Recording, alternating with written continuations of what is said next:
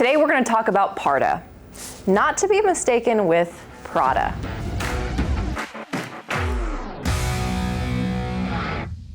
PARDA is an acronym for my self-defense system that I teach in my seminars.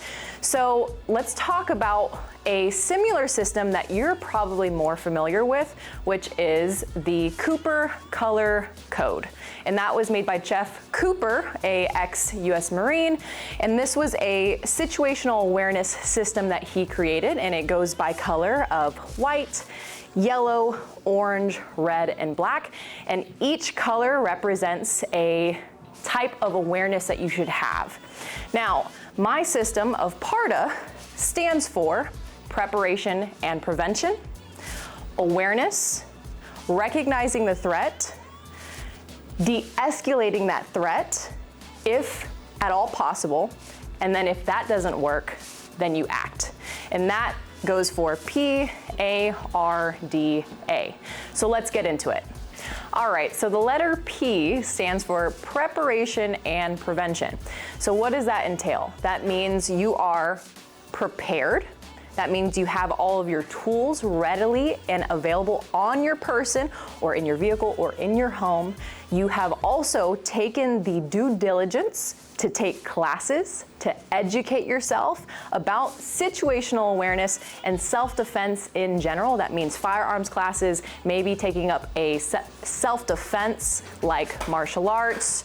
You can have Krav Maga, boxing, and just understanding that those sports are sports. They don't necessarily translate over to self-defense unless you are in a CQB specific class, a CQC specific class, close quarter combat or close quarter battle, vice versa.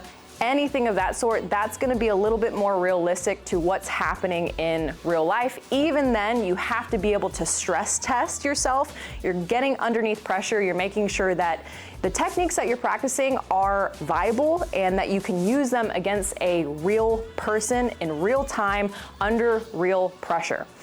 And besides preparation, you also have prevention. So that means you are moving about the world anywhere outside of your safe space, meaning your home.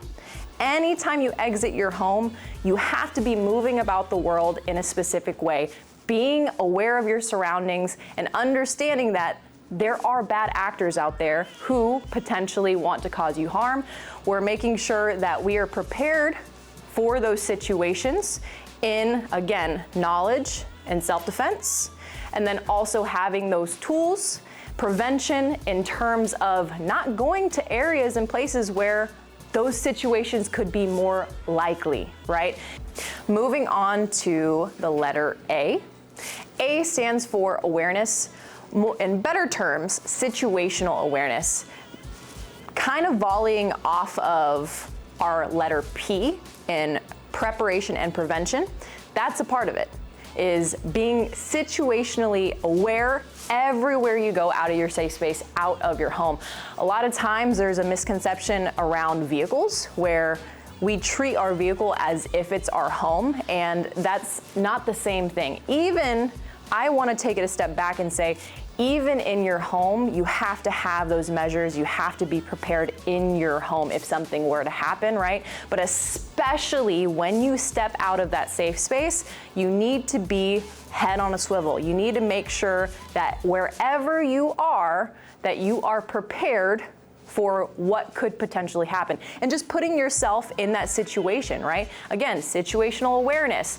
Where am I in this space and time? Who is walking into the building? Am I visualizing what would I do if somebody were to walk into this building? Already putting yourself into that mind space, you're gonna be a lot better prepared than somebody who is just dilly-dallying about in that realm, right? So make sure that you are already in a headspace of, you know what?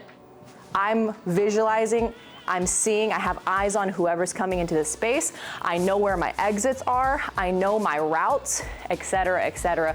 That is a big part of being situationally aware. The letter R, it stands for recognizing the threat.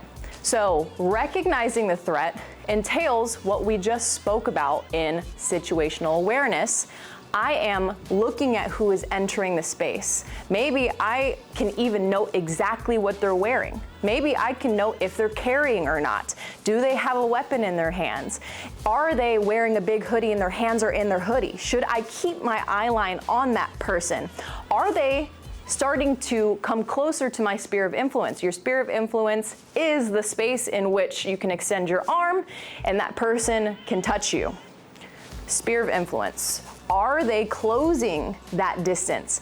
Distance is your friend in self-defense. Being able to manage your range, being able to manage distance is your number one self-defense before anything ever happens. So if you notice, hey, maybe this person is giving me the creeps. Maybe this person just ticks something off in my brain that makes me, you know what, I need to just watch this person. Don't judge yourself for having that inclination. Most of the time that inclination is going to be correct. You have to trust your instincts, making sure that you are believing in that, because almost always it's going to be correct. Those instincts are there for a reason. So again, recognizing that threat, you have to go back to preparation, prevention, situational awareness. Once you recognize that threat, now you have eyes, you have time on your side to respond and react. Letter D stands for de-escalate. De-escalate the situation if at all possible.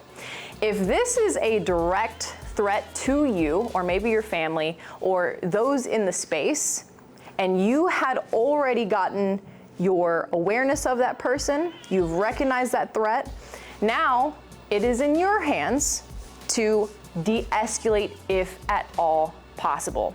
And again, going down that line, PAR, you have to have all of those entail to be able to do this. So de-escalating the situation could mean just verbal combatives, right?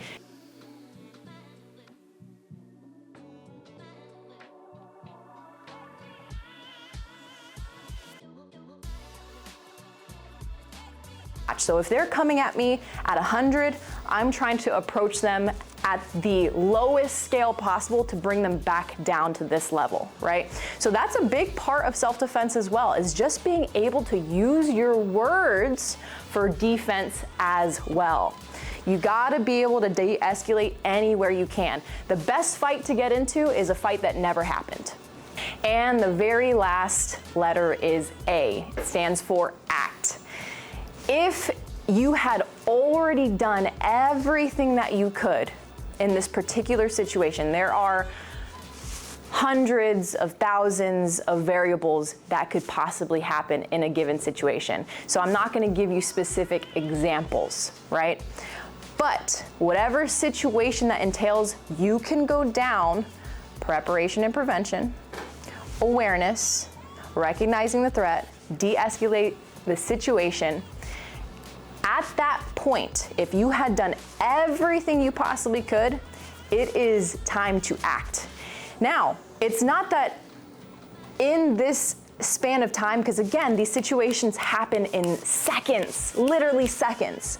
All this that we had just spoken about, PARDA, could be happening in the matter of seconds, right? And that's why having understanding and training and time under the influence of situational awareness, training for these situations is super important. Stress testing is super important because when it is time to act, you have to act. So if you do get into a situation where, okay, I've done everything that I needed to do and now it's time to act, then you're full force. You cannot halfway do it. It's 110% in that direction, and then you do your best to get out as soon as you can, right?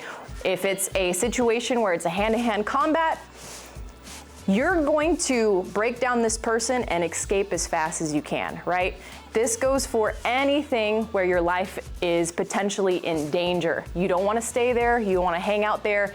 You do what you can to break down this person, stop them, and then you're out. And that, my friends, is PARDA. Preparation and prevention. awareness, recognizing the threat, de-escalating, and then we act.